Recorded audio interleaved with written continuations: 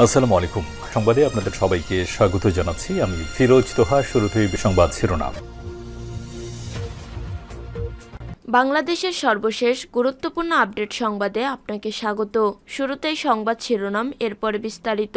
শুরুতেই জানিয়ে দিব, সীমান্তে সাউন্ড গ্রেনেড টিয়ারশেল ব্যবহারের অনুমতি পেল বিজিবি। লালমনিরহাট সীমান্তে বাংলাদেশ ভারতের মধ্যে কয়েকদিন ধরে চলা উত্তেজনার পর বাংলাদেশ সীমান্তরক্ষী বাহিনীকে বিজিবি সাউন্ড গ্রেনেড ও টিয়ারশেল ব্যবহারের অনুমোদন দেওয়া হয়েছে। এরপর জানিয়ে দিব, অন্তর্বর্তী সরকারের মেয়াদ অনির্দিষ্টকাল হতে পারে না, বললেন খন্দকার মোশারেফ। বিএনপির স্থায়ী কমিটির সদস্য ও সাবেক স্বাস্থ্যমন্ত্রী ডক্টর খন্দকার মোশারেফ হোসেন বলেছেন, অন্তর্বর্তীকালীন সরকারের মেয়াদ অনির্দিষ্টকালের জন্য থাকে না। তাদেরকে সসম্মানে বিদায় নিতে হলে জনগণের নির্বাচিত প্রতিনিধিদের কাছে ক্ষমতা হস্তান্তরের মাধ্যমে বিদায় নিতে হয়। এদিকে রাজধানীতে অটোরিকশা চালকদের সড়ক অবরোধ। রাজধানীর বনানীতে সড়ক অবরোধ করে বিক্ষোভ করেছে সিএনজি চালিত অটোরিকশা চালকরা। বিভিন্ন দাবি আদায়ের লক্ষ্যে বনানী বিআরটিএ অফিসের সামনে তারা এই অবরোধ কর্মসূচি পালন করছে। এরপর জানিয়ে দিব, 146 কোটি টাকার অবৈধ সম্পদের মামলায় গ্রেপ্তার আনিজুল। জ্ঞাত আয় বহির্ভূত 146 কোটি 19,70,096 টাকার সম্পদ অর্জনের অভিযোগে দুদকের করা মামলায় সাবেক আইন বিচার ও সংসদ বিষয়ক মন্ত্রণালয়ের সাবেক মন্ত্রী আনিজুল হককে গ্রেপ্তার দেখানো হয়েছে। এদিকে অস্ত্র মামলায় 10 বছরের দণ্ড থেকে খালাস পেলেন মামুন। অস্ত্র মামলায় ব্যবসায়ী গিয়াসউদ্দিন আল মামুনকে 10 বছরের কারাদণ্ড থেকে খালাস দিয়েছেন হাইকোর্ট। সোমবার হাইকোর্টের বিচারপতি মোস্তফা জামান ইসলাম ও বিচারপতি নাসরিন আক্তারের সমন্বয়ে গঠিত বেঞ্চ এই রায় ঘোষণা করে। আদালতে গিয়াসউদ্দিন আল মামুনের পক্ষে শুনানি করেন সুপ্রিম কোর্টের আইনজীবী ব্যারিস্টার শাহ মোহাম্মদ সাব্বির হামজা। রায়ের বিষয়টি নিশ্চিত করেন তিনি নিজেই। এবং সর্বশেষ জানিয়ে দিব, 90 ফিলিস্তিনিকে মুক্তি দিল ইসরায়েল। যুদ্ধবিরতির চুক্তির অংশ হিসেবে প্রথম দিনে 19 জানুয়ারি ইসরায়েল 90 জন ফিলিস্তিনি বন্দীকে মুক্তি দিয়েছে। এর আগে হামাস 3 ইসরায়েলি জিম্মিকে মুক্তি দেয়। দীর্ঘ 15 মাস রক্তক্ষয়ের পর গাজা যুদ্ধবিরতির কার্যকর হয় এবং চুক্তির শর্ত অনুযায়ী এই বন্দি বিনিময় হয়। প্রিয় দর্শক, এতক্ষণ শুনছিলেন সংবাদ শিরোনাম, এরপর বিস্তারিত। তবে তার আগে বন্ধু জানিয়ে দিন, আপনি কোন স্থান থেকে আমাদের সংবাদটি দেখছেন এবং শুনছেন। জানিয়ে দিন এই সংবাদ সম্পর্কে আপনার মূল্যবান মতামত। আর বন্ধু, আপনি যদি আমাদের চ্যানেলে নতুন হয়ে থাকেন তাহলে ভিডিওটি দেখতে দেখতে চ্যানেলটি সাবস্ক্রাইব করে রাখুন, যাতে করে আমাদের পরবর্তী সংবাদগুলো সবার আগে আপনার কাছে পৌঁছে যায়। এবারে বিস্তারিত।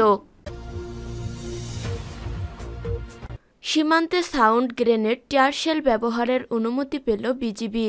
লালমনিরহাট সীমান্তে বাংলাদেশ ভারতের মধ্যে কয়েকদিন ধরে চলা উত্তেজনার পর বাংলাদেশ সীমান্তরক্ষী বাহিনীকে বিজিবি সাউন্ড গ্রেনেড ও টিয়ারশেল ব্যবহারের অনুমোদন দেওয়া হয়েছে। সোমবার 20 জানুয়ারি দুপুরে সাংবাদিকদের এক প্রশ্নের জবাবে এই তথ্য জানান স্বরাষ্ট্র উপদেষ্টা লেফটেন্যান্ট জেনারেল অবসরপ্রাপ্ত মোহাম্মদ জাহাঙ্গীর আলম চৌধুরী। উপদেষ্টা বলেন, সীমান্তে সবসময় প্রাণঘাতী অস্ত্রই দেওয়া উচিত। অনেকে প্রশ্ন করেছেন, বিজিবি কেন সাউন্ড গ্রেনেড মারেনি, কেন কাঁদানে গ্যাস মারেনি, কিন্তু এগুলো তো বিজিবির কাছে নেই। তাদের কাছে প্রাণঘাতী অস্ত্র যেটা তারা ব্যবহার করতে পারেনি। এখন আমরা তাদের অনুমতি দিয়ে দিয়েছি, তাদের জন্য এসব জিনিস ক্রয় করা হবে। এখন সীমান্ত পরিস্থিতি অনেকটা স্বাভাবিক আছে, তবে ভারতের বিএসএফ সাউন্ড গ্রেনেড ব্যবহার করছে। বৈঠকে জানানো হয়, সীমান্ত এলাকায় চোরাচালান, অনুপ্রবেশ এবং অন্যান্য আইন শৃঙ্খলাজনিত সমস্যা মোকাবেলায় বিজিবির কার্যক্রম আরও জোরদার করতে হবে। এজন্য সাউন্ড গ্রেনেড এবং টিয়ারশেল ব্যবহার করার মতো সরঞ্জামের প্রয়োজনীয়তা উঠে এসেছে। বিজিবির ব্যবহারের জন্য এই সরঞ্জাম কেনার অনুমোদন দ্রুত কার্যকর করা হবে। বাংলাদেশে অবৈধভাবে বসবাস করা বিদেশিদের নিয়ে তিনি বলেন, এর আগে একটি সার্কুলার দিয়েছিলাম যে আমাদের দেশে অনেকেই অবৈধভাবে বসবাস করছেন, তাদের ভিসার মেয়াদ শেষ হয়ে গেছে। 49,226 বিদেশি বাংলাদেশে অবৈধভাবে বসবাস করছিলেন, এখন সেটা কমে আসছে 33,648 জনে। আগামী 31শে জানুয়ারি তাদের সময়সীমা শেষ হয়ে যাবে। তিনি বলেন, এর মধ্যে এসব বিদেশির মাধ্যমে 10,53,00,000 টাকা আমরা রাজস্ব আয় করেছি। বিদেশিদের কাজ দিতে হলে অনুমতি নিতে হবে, কিন্তু যদি তারা সেটা না নিয়ে থাকেন তাহলে যেই সংস্থা তাদের চাকরি দেবে তাদের বিরুদ্ধেও ব্যবস্থা নেওয়া হবে। অন্তর্বর্তী সরকারের মেয়াদ অনির্দিষ্টকাল হতে পারে না, বললেন খন্দকার মোশারেফ। বিএনপির স্থায়ী কমিটির সদস্য ও সাবেক স্বাস্থ্যমন্ত্রী ডক্টর খন্দকার মোশারেফ হোসেন বলেছেন, অন্তর্বর্তীকালীন সরকারের মেয়াদ অনির্দিষ্টকালের জন্য থাকে না। তাদেরকে সসম্মানে বিদায় নিতে হলে জনগণের নির্বাচিত প্রতিনিধিদের কাছে ক্ষমতা হস্তান্তরের মাধ্যমে বিদায় নিতে হবে।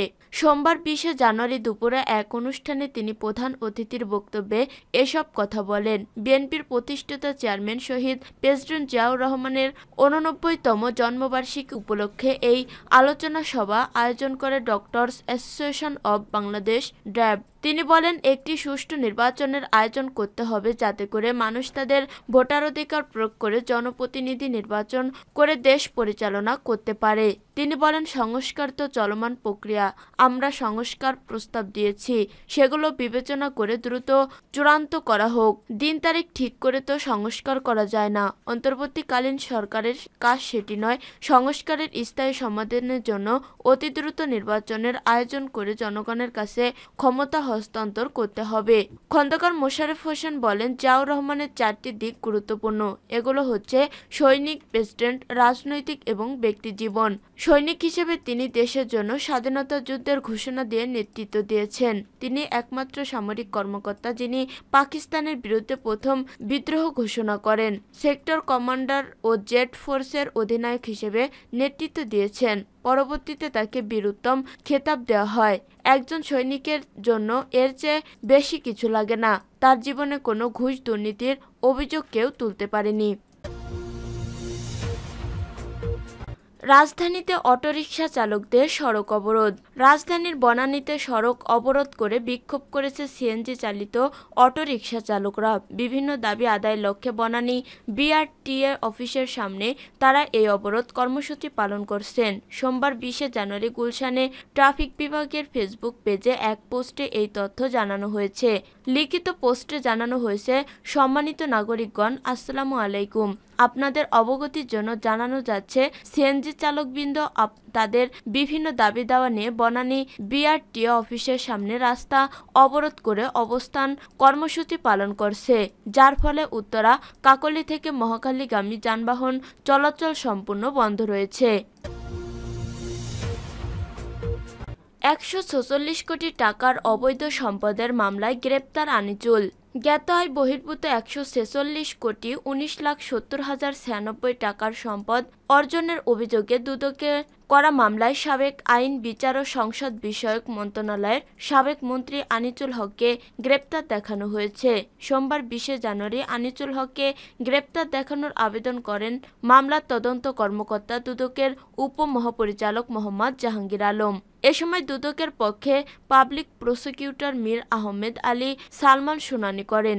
এ আবেদনের পরিপ্রেক্ষিতে ঢাকা মহানগর সিনিয়র বিশেষ জজ মোহাম্মদ জাকির হোসেনের আদালত আসামি আনিচুল হককে গ্রেপ্তার দেখানোর আবেদন মঞ্জুর করেন। দুদকের পাবলিক প্রসিকিউটর মীর আহমেদ আলী সালাম বিষয়টি কালবেলাকে নিশ্চিত করেছেন। এর আগে গত 1 জানুয়ারি আনিচুল হকের বিরুদ্ধে দুর্নীতি দমন কমিশন সমন্বিত জেলা কার্যালয় ঢাকা 1 এ মামলাটি দায়ের করেন সংস্কার উপপরিচালক মোহাম্মদ জাহাঙ্গীর আলম। মামলাটির তদন্ত প্রতিবেদন দাখিলের জন্য আগামী 20শে মার্চ দিন ধার্য রয়েছে। এই মামলায় আনিচুল হকের বিরুদ্ধে সরকারি কর্মচারী হিসেবে অপরাধমূলক অসদাচরণ ও ক্ষমতার অপব্যবহারের মাধ্যমে অসাধু উপায়ে জ্ঞাত আয়ের উৎসের সঙ্গে অসঙ্গতিপূর্ণ 146 কোটি 19,70,096 টাকা সম্পদের মালিকানা অর্জন করার অভিযোগ করা হয়েছে।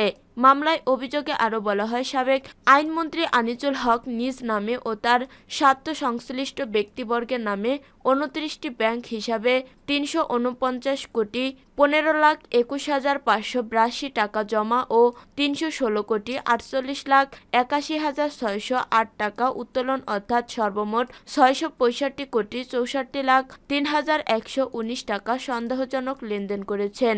মানি লন্ডারিং, সম্পৃক্ততা, অপরাধ, দুর্নীতি ও ঘুষ সংগঠনের মাধ্যমে প্রাপ্ত আয় ও সম্পত্তির অবৈধ উৎস গোপন বা আড়াল করার উদ্দেশ্যে এর রূপান্তর, হস্তান্তর ও স্থানান্তর করার দায়ে দুর্নীতি দমন কমিশন আইন 2004-এর 27(1) এবং দুর্নীতি প্রতিরোধ আইন 1947-এর 5(2) ধারা সহ মানি লন্ডারিং প্রতিরোধ আইন 2012-এর 4(2) ও 4(3) ধারায় মামলা দায়ের করা হয়েছে।